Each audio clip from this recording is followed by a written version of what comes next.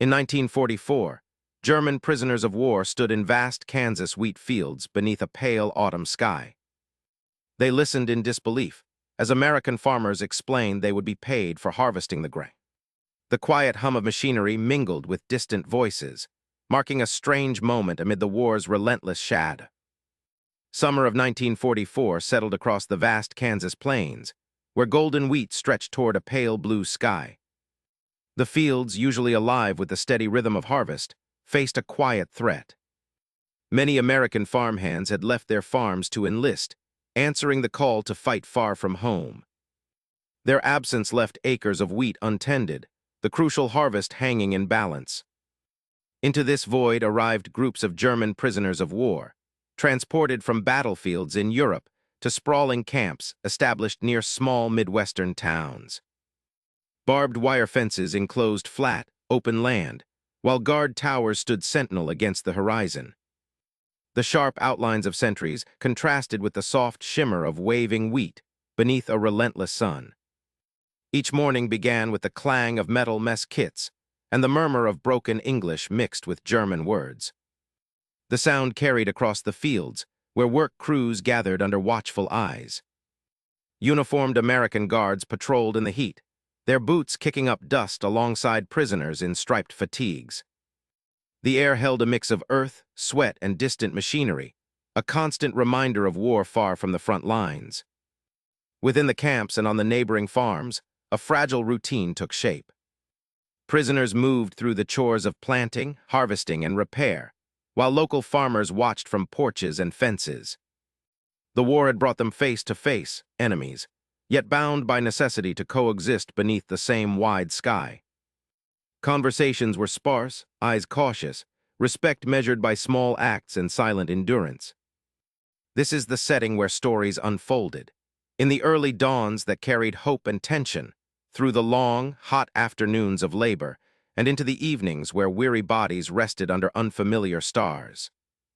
Here, the stark lines of conflict blurred into shared work and quiet honor, revealing a complex human landscape shaped by the demands of war and the unyielding American heartland. The rumble of steel wheels slowed to a grinding halt on the weathered tracks beside a narrow Kansas siding.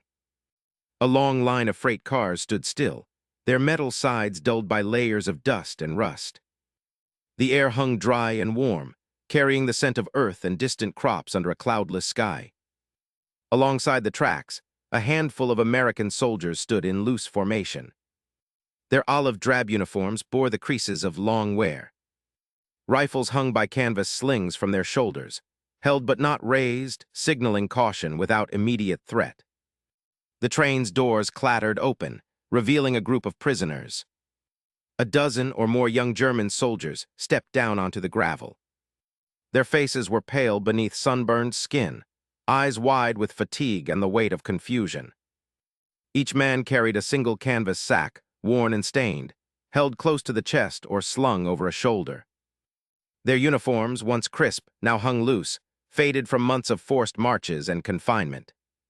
Nearby, a few farmers had gathered, keeping their distance behind worn wooden fences.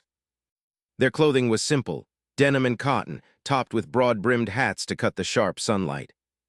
They watched silently, squinting against the brightness as they tried to make sense of the strange procession. The men's hands rested on the fence posts, knuckles white, betraying a mix of apprehension and curiosity. No words passed between them, only the low murmur of wind through dry grass and the occasional creak of weathered wood. The American guards began to move.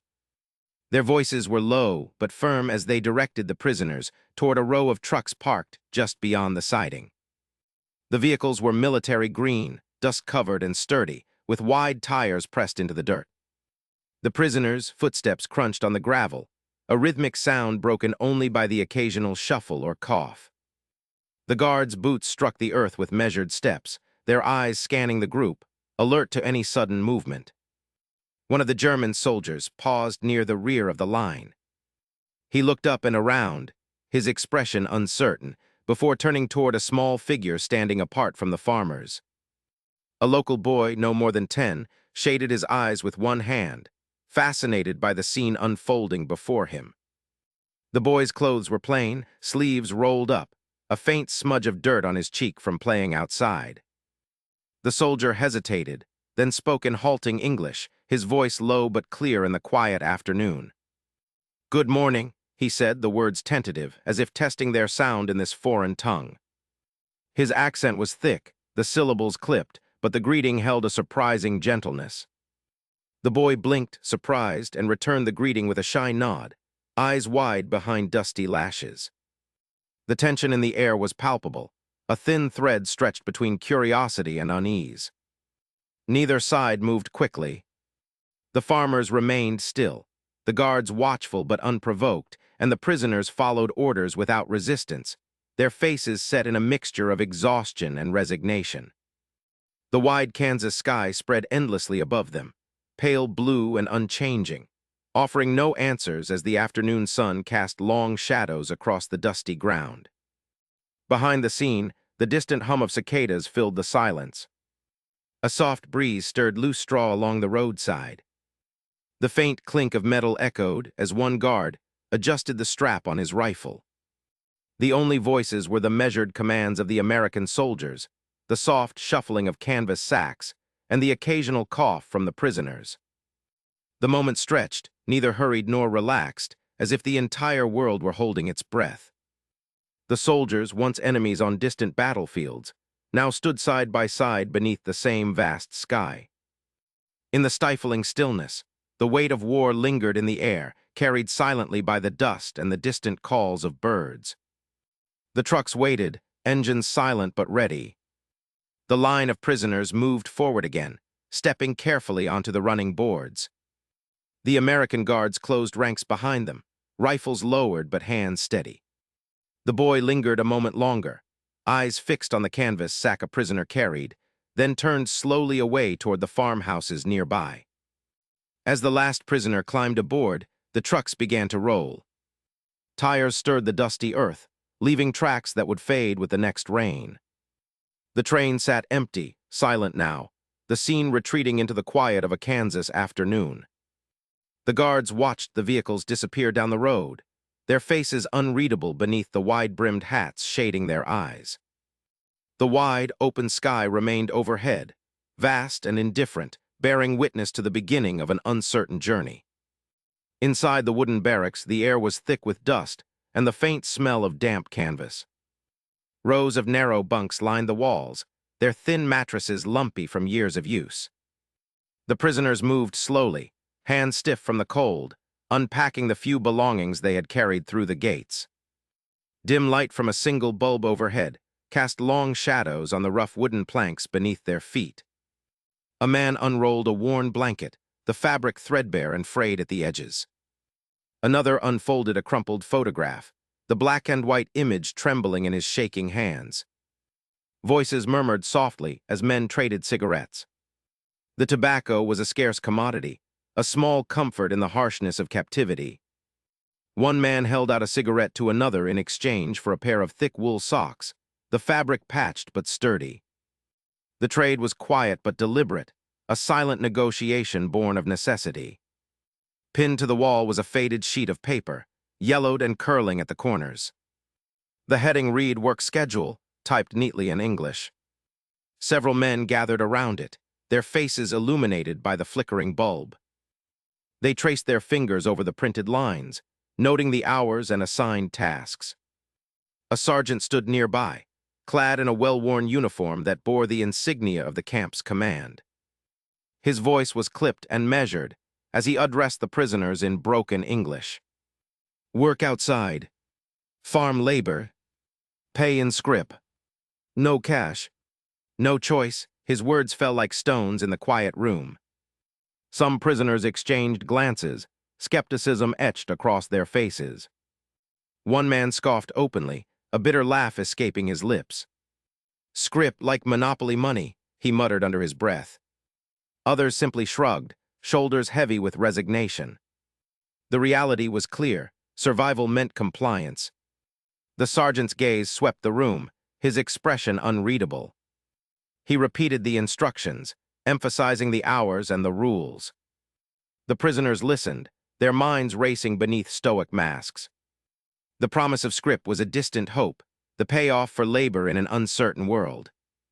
As evening deepened, the barracks grew quieter. Men settled onto their bunks, the weight of exhaustion pressing down. Muffled voices drifted through the darkness, whispers of doubt and fear. "Is this a trick?" one voice asked softly. Another replied, "Maybe." Or just another day in hell. The sound of boots on gravel cut through the night. A guard patrolled the perimeter, the sharp crunch of his steps breaking the fragile silence. The prisoners paused, listening to the rhythmic march that reminded them the war continued beyond these walls, paused but not ended. Outside, the wind stirred dry leaves against the barracks. Inside, the men lay awake, the shuffling of feet and whispered questions filling the shadows. The camp was a place suspended in time, where hope and despair intertwined beneath the watchful eyes of those who held the keys. In the dim light, a man fingered a small piece of scrip tucked into his palm. It was no more than a slip of paper, but it represented something beyond its value, a fragile connection to a world beyond these fences. The night carried their thoughts, heavy and unresolved.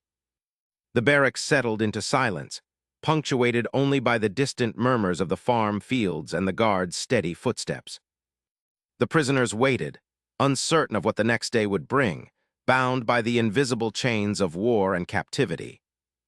Before the sun crested the horizon, the gray light revealed the flatbed truck's wooden slats worn and splintered. The prisoners of war sat shoulder to shoulder, their breath visible in the cold morning air. Dust clung to the canvas, covering the back, faint smells of oil and earth mixing around them. The truck rumbled quietly along the dirt road, the wheels crunching on gravel. The men's uniforms hung loose and stained, the fabric stiff from dried sweat overnight. Their faces, pale and drawn, stared ahead with little expression, muscles tight from fatigue and uncertainty. As the vehicle slowed, a wide stretch of golden wheat came into view, bending gently in the light breeze. The stalks whispered with the wind, a soft rustling that filled the stillness. The ground beneath was firm but uneven, the soil dark and cracked where drought had taken its toll. The men shifted uncomfortably, their boots scraping against the wooden boards as the truck stopped near the field's edge. A tall man in his 50s, dressed in faded overalls and a wide-brimmed hat, approached. His face was weathered and sunburned, lines carved deep from years of labor under open skies. This was Mr. Harper, the farmer who would oversee their work. Without urgency, he moved among the prisoners, carrying a stack of wide-brimmed straw hats. He handed them out with a firm gesture, the material scratchy but welcome against their skin. Next, he distributed metal water jugs, their surfaces dented and cool to the touch. The men accepted them wordlessly, the clink of metal faint in the morning quiet. "Mr." Harper then gathered the prisoners' attention with a slow nod and pointed towards the fields. In his hands he held a sickle, its curved blade gleaming faintly under the emerging sunlight, worn but sharp. The farmer demonstrated the motion, swinging the sickle in a steady arc, cutting cleanly through the wheat stalks. His movements were practiced, economical without wasted effort. He repeated the action, the blade slicing through stalks with a crisp, dry sound. The German prisoners watched, their eyes narrowing in concentration. One after another, they took the sickles from a crate beside the truck. Their grips were hesitant, fingers fumbling on the worn wood handles. They swung the sickles awkwardly, the blades missing stalks or tearing clumps unevenly. Sweat began to bead on their foreheads, sting in their eyes as the morning heat strengthened. Their breaths came harder, ragged in the cold air that grew warmer by the minute. Some men exchanged glances, their lips pressed thin, attempting to mimic the farmer's fluid strokes. The dull scrape of metal against wheat was punctuated by occasional frustrated sighs or curses softly muttered in German. The physical labor was unyielding, the sun rising steadily overhead, casting long shadows across the field. The scent of dry earth, ripe grain, and sweat mixed in the air, thick and heavy. Suddenly, a soft sound broke the rhythm, the shuffle of footsteps on the rough soil. Mr. Harper's teenage daughter appeared at the field's edge. She wore a simple cotton dress, stained at the hem, and her hair was tied back with a faded ribbon. In her hands was a wooden tray holding a pitcher of pale lemonade and a row of tin cups. She moved quietly and deliberately, her expression unreadable, lips pressed tightly together. Without a word, she set the tray down near the men, then stepped back to watch. The prisoners paused, the sickles lowered slightly as they glanced around uncertainly. No guard spoke. The silence was heavy, filled with the unspoken rules of this place. The men eyed the lemonade, the cool condensation on the pitcher contrasting with the heat on their flushed faces. One prisoner reached out hesitantly, his fingers trembling slightly as he lifted a cup and took a slow sip. The liquid was sharp and tangy, a brief relief from dryness. Around them, the wheat continued to sway in the light breeze, sunlight filtering through stalks and casting dappled patterns on the men's uniforms. The distant sound of a crow cawing echoed faintly, mingling with the low murmur of wind. The prisoners exchanged cautious looks, their eyes searching for meaning in the farmer's steady gaze and the quiet presence of his daughter. "Mr." Harper nodded once, a gesture implying approval or instruction.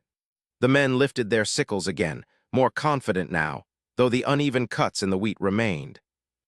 The rhythm of swinging blades resumed, punctuated by sharp breaths and the soft rustle of stalks falling under the blades. The day had begun in earnest, the work both a physical challenge and a test of endurance under watchful eyes. The sun climbed higher, light growing stronger and warmer on the backs of the prisoners. The taste of lemonade lingered on their tongues, a reminder of small kindness amid hardship. But beneath the surface, uncertainty persisted, unspoken questions about limits, expectations, and what lay ahead in this unfamiliar territory. The farmer's silent presence, the daughter's quiet offering, and the steady toil in the field created a fragile balance between captor and captive, work and survival. In the lengthening shadows cast by the wheat, the prisoners moved as a unit, their swings becoming steadier, their faces set with quiet determination. The early morning stillness dissolved into the steady cadence of labor, each moment marked by sweat, dust, and the relentless passage of time. The sky darkened suddenly over the Kansas fields, heavy clouds rolling in with a low, rumbling growl. The afternoon heat shifted abruptly, replaced by a sharp drop in temperature. The wind stirred up dust along the dirt roads, scattering dry grass. A distant flash of lightning split the sky, followed by a crack of thunder that shook the wooden slats of the barn. The guards and prisoners working the fields exchanged hurried glances. Without orders, a silent understanding passed among them. The first drops of rain began falling, cold, heavy, and fast. The prisoners abandoned their tasks, the clatter of their tools muffled by the thickening storm. Farmhands dropped bundles of hay, wiping sweat and dirt from their faces, eyes scanning the horizon as the rain intensified. Harper barked a sharp command, his voice barely audible over the rising wind. Yet even his tone held a hint of urgency rather than authority. The line of men, prisoners and guards alike, broke formation. They moved together toward the barn, their boots splashing in newly forming puddles. Walls of rain blurred the landscape, the fields disappearing under sheets of water. Inside the barn, the air was thick with the scent of damp hay and earth. Rain pounded on the tin roof, each drop echoing like a drumbeat above the soft murmur of voices. The men crowded along the wooden beams and stacked crates, seeking refuge from the downpour. Their uniforms clung to their bodies, soaked and heavy, mud squelching beneath their boots. For a moment, the usual boundaries dissolved. Guards stood shoulder to shoulder with prisoners, sharing the same shelter, the same cold and wet discomfort. Farmhands, their faces streaked with sweat and dirt, leaned against posts nearby. The silence was near complete, broken only by the storm's relentless rhythm. Lightning flashed again, illuminating the faces gathered in the dim barn interior. Young men, their eyes wide and tired, stared at the wooden beams above or at the muddy floor. Some faces were drawn tight from weeks of hard labor and uncertainty. Others bore the faint traces of hope or resignation.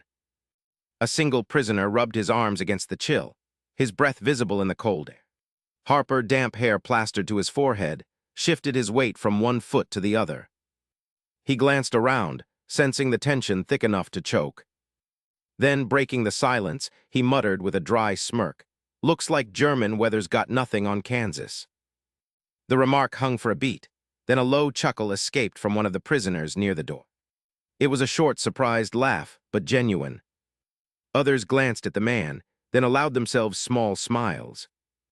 The sound was fragile, but it cut through the heaviness like a shutter cracking open. A farmhand pulled a worn pack from beneath his coat and offered an unopened tin of tobacco around the group. A prisoner accepted it with shaking hands, extracting a cigarette and lighting it with a match struck on the barn's post. The first plume of smoke curled upward, mingling with the damp air. One of the guards, his cap pulled low against the rain, nodded in approval, taking a drag himself. The line between enemy and hired hand blurred as smoke wreathed faces lined with exhaustion. Brief exchanges of quiet words passed, grumbled complaints about the rain, the mud, and the endless labor. No one spoke of war or orders, only the shared discomfort of cold, wet clothes and aching muscles. The barn's shadows flickered as another lightning bolt lit the sky, the men's faces caught in transient clarity. In those moments, their differences seemed insignificant. They were men caught together in a storm, vulnerable and alike. Harper's gaze met that of a young prisoner, their eyes locking for a fraction of a second longer than necessary. Neither spoke, but an unspoken acknowledgement passed between them, of endurance, of the day's hardship, and of the uncertain days ahead. The rain began to ease, the relentless drumming lessening to a gentle patter. One by one, the men shifted, preparing to return to their tasks under the still heavy sky. The tin roof ceased its pounding, replaced by the soft sound of droplets falling from eaves and leaves. Harper gave a final nod, the faintest trace of respect in his eyes. The prisoner with the cigarette offered a tired smile before stepping toward the open barn door. The farmhand straightened, adjusting wet clothing and boots. Outside, the fields glistened under the receding storm, patches of blue sky threading through the clouds. The men stepped back into the mud, their footsteps slow but steady. The moment of shared shelter faded, but its quiet trace lingered in the air, an unspoken reminder of common humanity amid war's divisions. The morning light filtered weakly through the barred windows, casting pale rectangles on the concrete floor. The men stood in a long line, their uniforms creased and dusty, shoulders stooped from weeks of confinement. The air was thick with anticipation, and a faint scent of damp earth from outside. A guard approached with a leather pouch, its worn surface creased from constant handling, and began distributing small packets of paper scrip. Each packet was no larger than a folded letter, printed in faded ink with the camp's insignia. The paper was coarse, the edges frayed, but it bore the promise of something unusual: wages.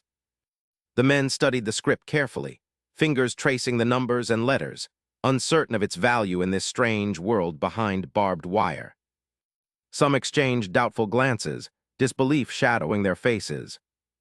Whispers rippled through the crowd. "Paper money for prisoners," one man muttered, voice low and cautious. Another shook his head, lips pressed tight. Their training had taught them to expect hardship, not currency. The idea of earning a wage as captives seemed like a cruel joke, a subtle manipulation. Yet the camp authorities remained silent, watching with impassive eyes as the prisoners clutched their scrip.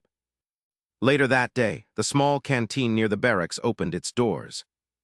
The scent of stale bread mingled with the sharp tang of metal shelves, laden with goods wrapped in cellophane. Men shuffled forward, hesitant, some holding their scrip tightly like fragile currency, others sizing up the modest selection.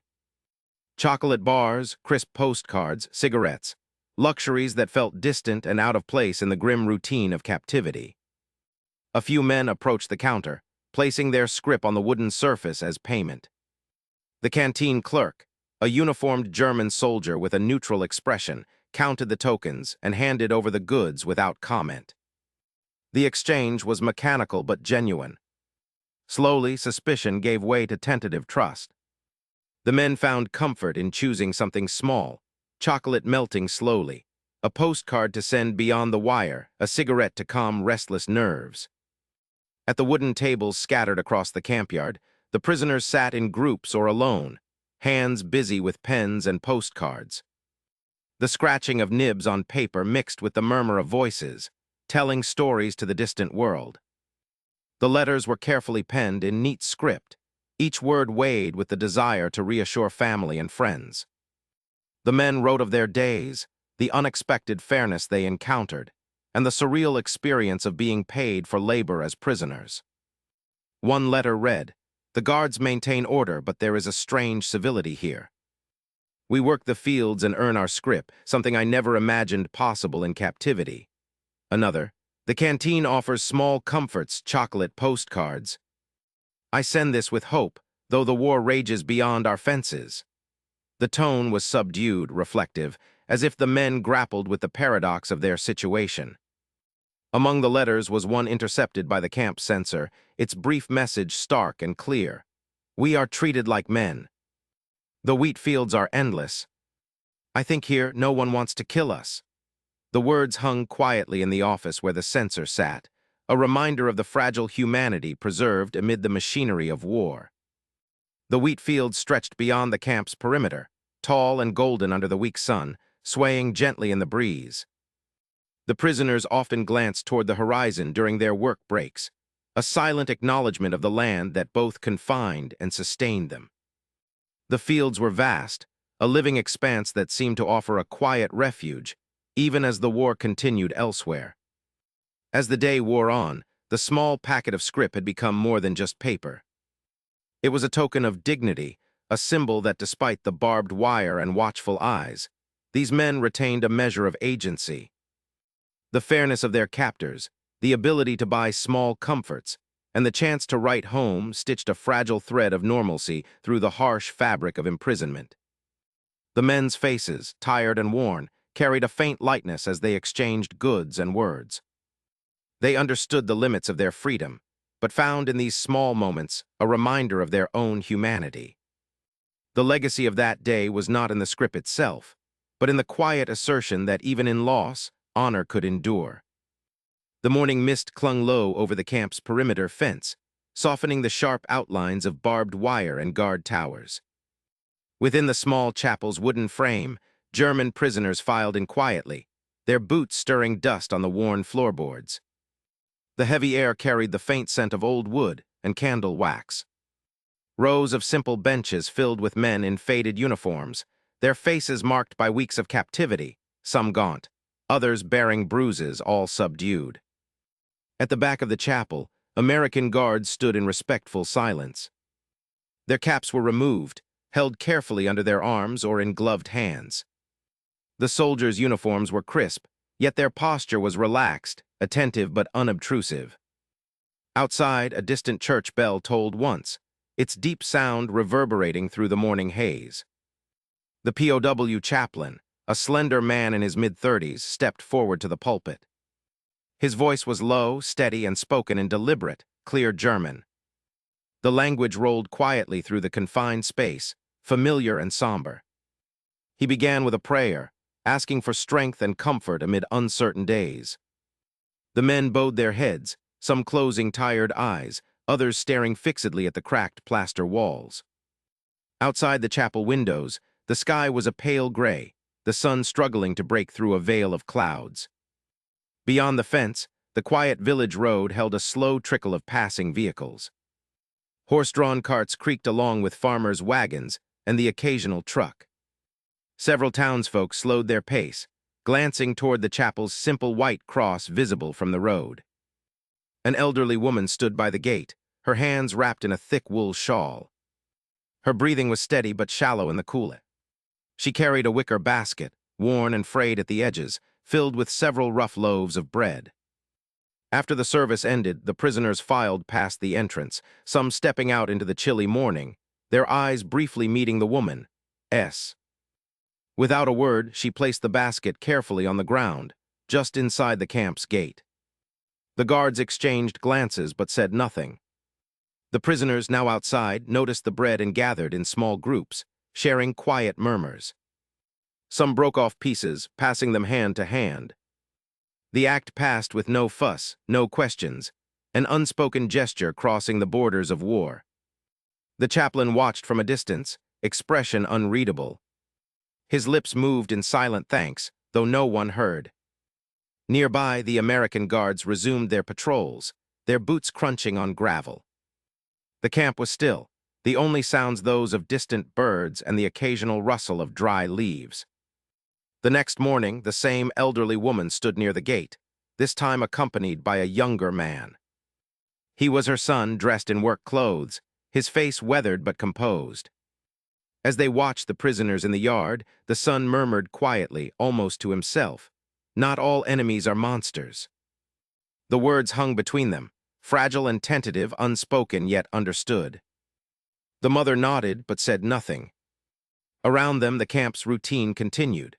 Guards exchanged orders, prisoners moved in measured steps, and the sun rose higher, casting cold light over barbed wire and broken earth. Inside the chapel, the memory of the bread lingered. It was never mentioned aloud, but it became a silent thread connecting those on both sides.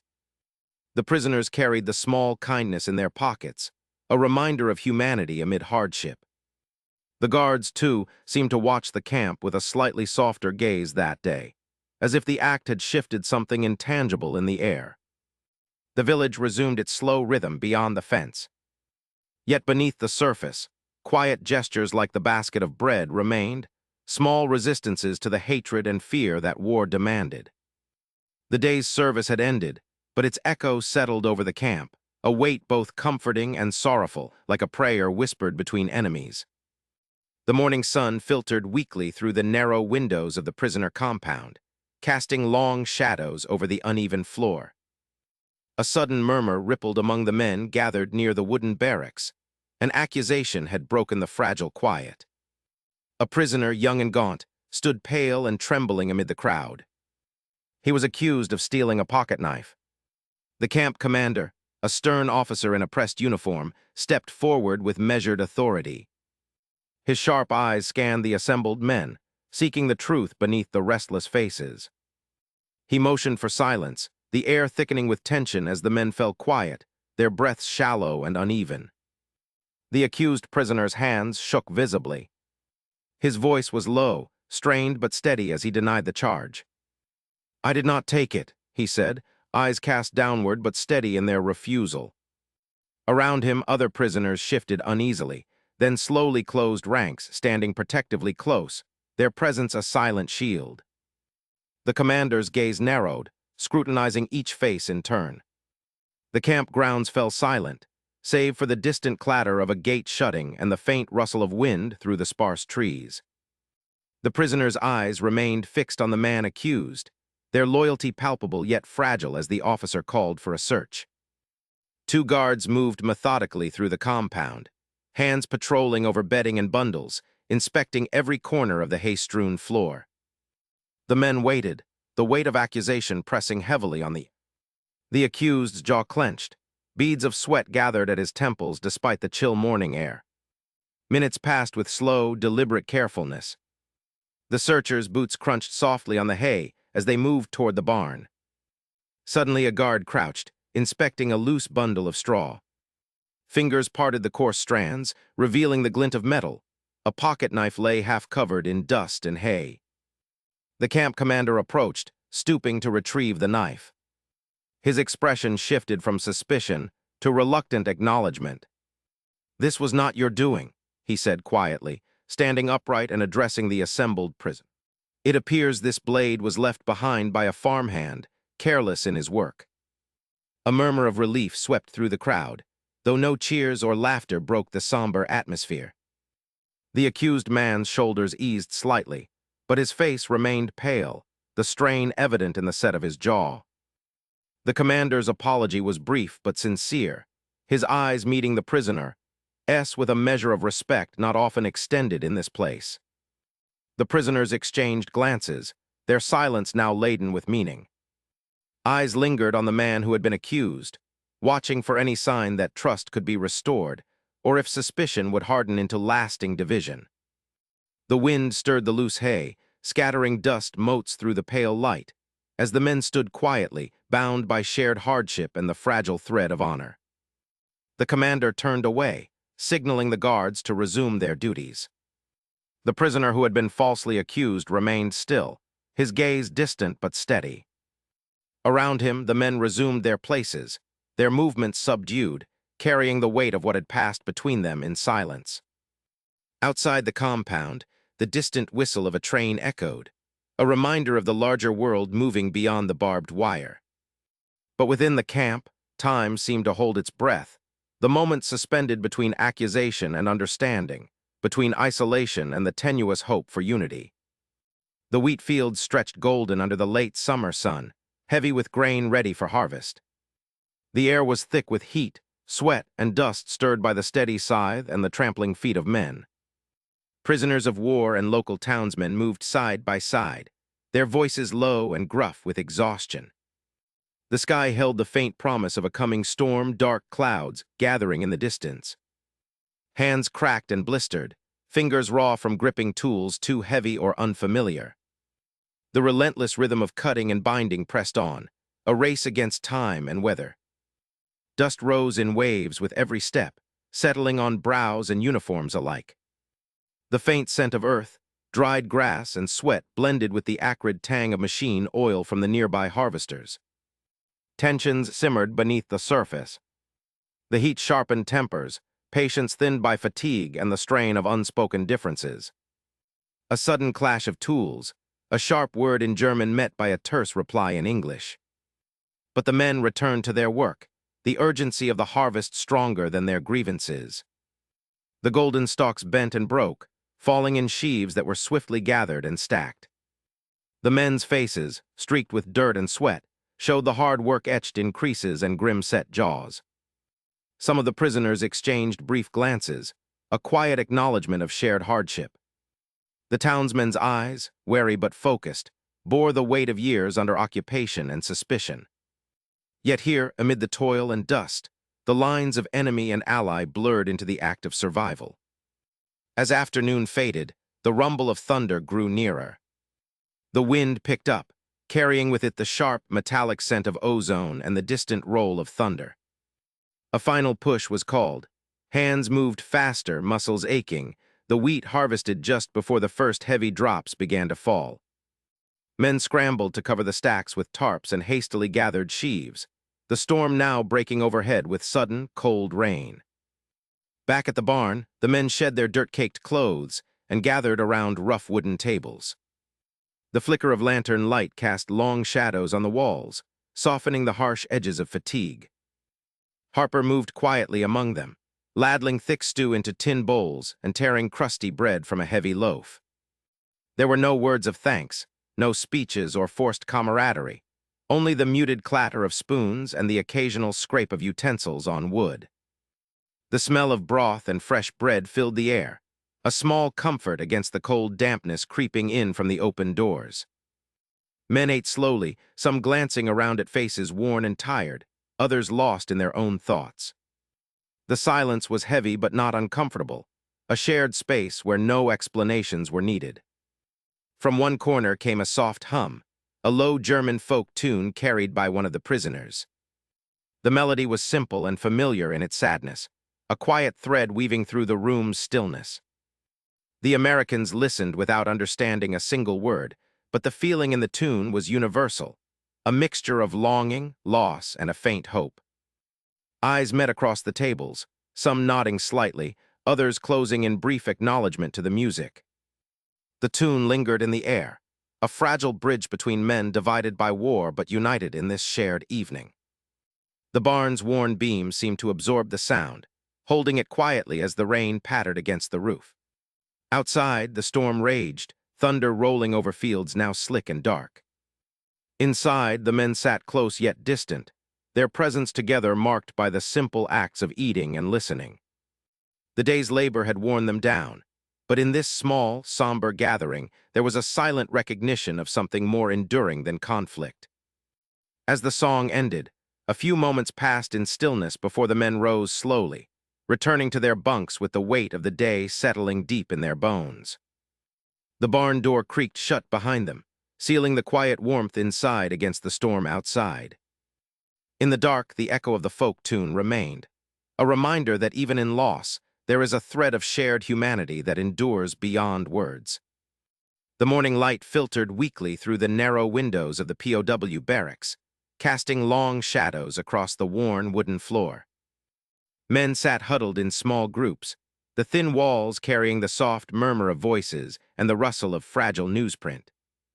A battered radio, hidden beneath a blanket, crackled faintly with a broadcast. The words were clear but heavy: "Paris liberated." Outside, the air was thick with the scent of damp earth and cold smoke from distant fires. The camp stood silent, except for the occasional clatter of utensils and the low, guarded conversations of the American soldiers who now filled the compound. The tension in the camp shifted subtly as the news spread among the prisoners. Some men unfolded crumpled newspapers, their eyes scanning headlines with a mix of disbelief and cautious hope. The printed letters seemed to breathe life into a world long closed off, but the words also stirred a deep uncertainty. A man with worn hands clutched the paper tightly, his knuckles white. He stared down at the inked words, as if trying to will the news into something more certain. Others sat silently, their faces betraying no emotion. They stared through the narrow barracks windows, beyond the barbed wire and guard towers, into the fields stretching toward the horizon. A cold wind stirred the dry grass, and the prisoners watched it move as if it might carry them home.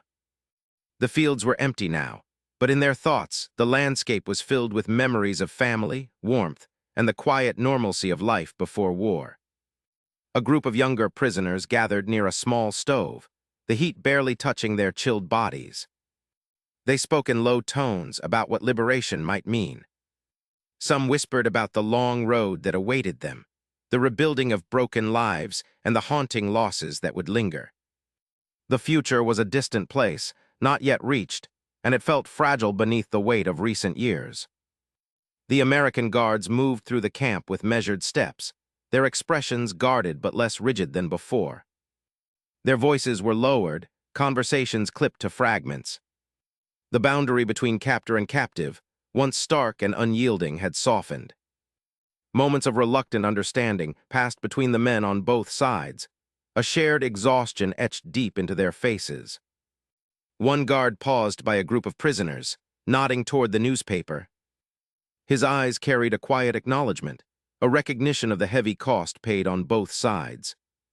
The men did not respond, but their gazes met briefly, an unspoken exchange that acknowledged the war's toll beyond uniforms and orders.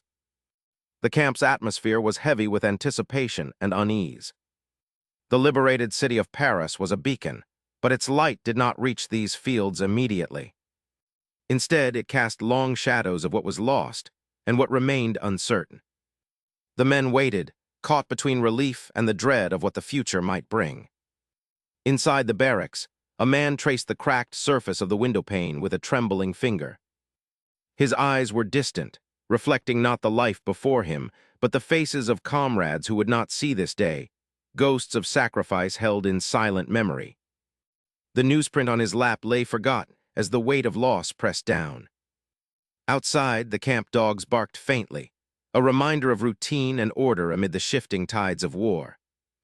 The wind carried the distant sound of marching, the clatter of boots on gravel, and the muted voices of men preparing for the uncertain days ahead. As evening fell, the barracks grew quieter.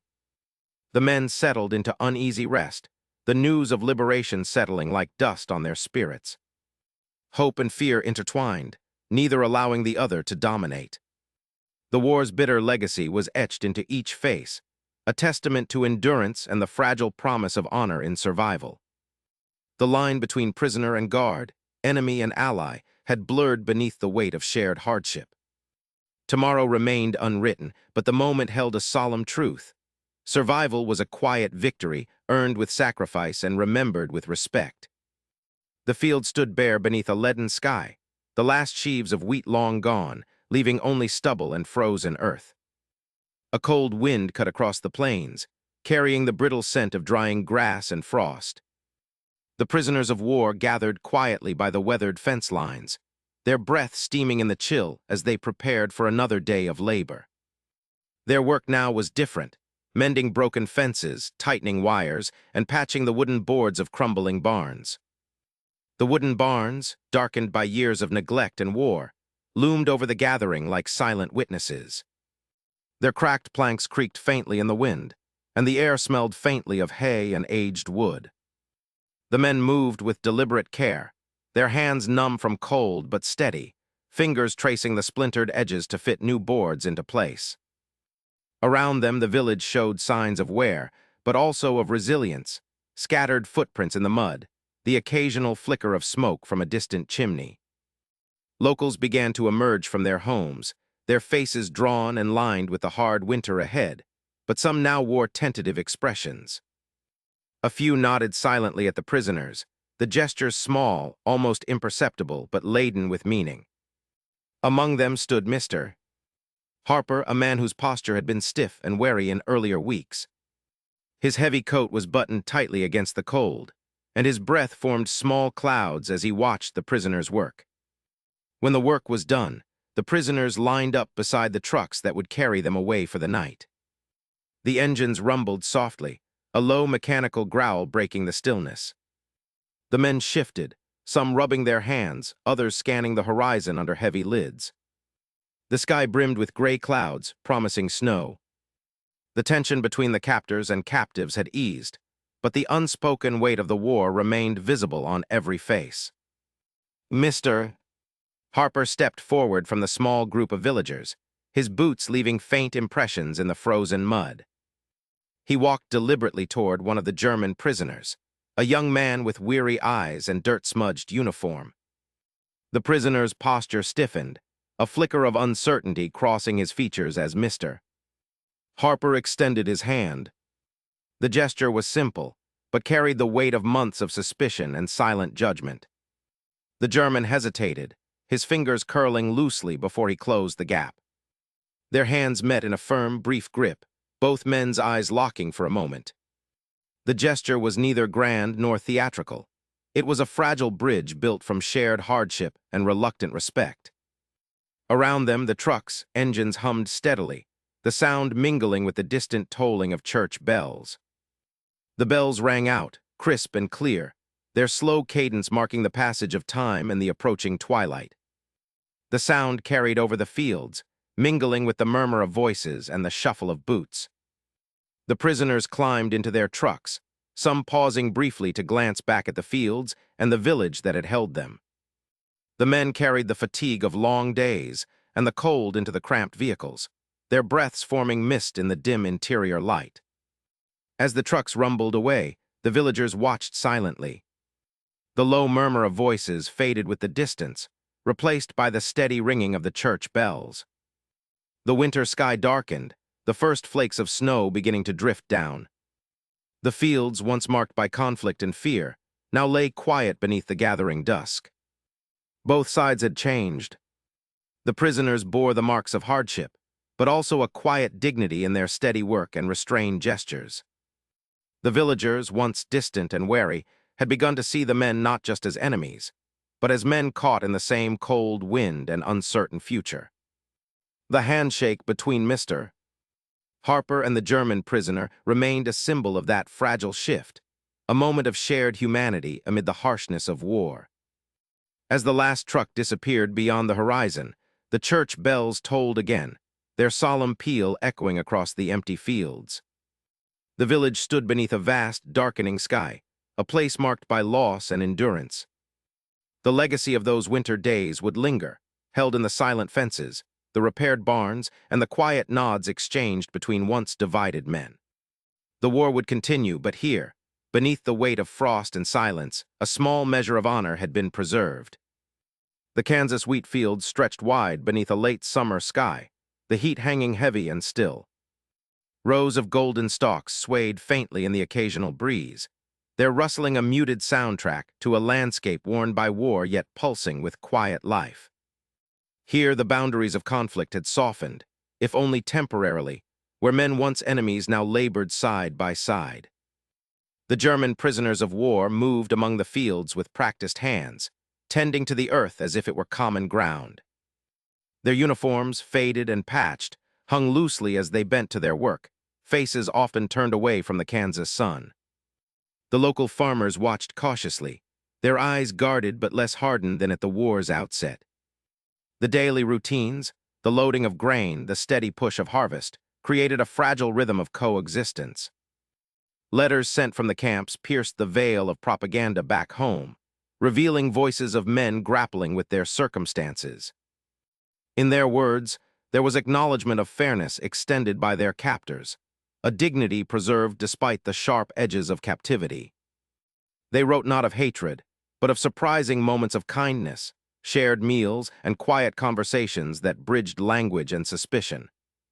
When the war finally drew to a close, the prisoners were sent home, leaving behind fields that had borne witness to their presence and to the uneasy truce between foes. The farmers returned to their routines, the clatter of machinery and the scent of earth filling the air once again. Suspicion lingered in the corners of memory, guarded and unspoken, yet the summer's labor remained an indelible mark, a testament to a brief human connection amid the vast machinery of war. The wheat grew tall and silent, and beneath the endless American sky, the truth endured. Each man was more than the uniform he wore, shaped by shared toil, fleeting trust, and the quiet hope that honor might survive conflict.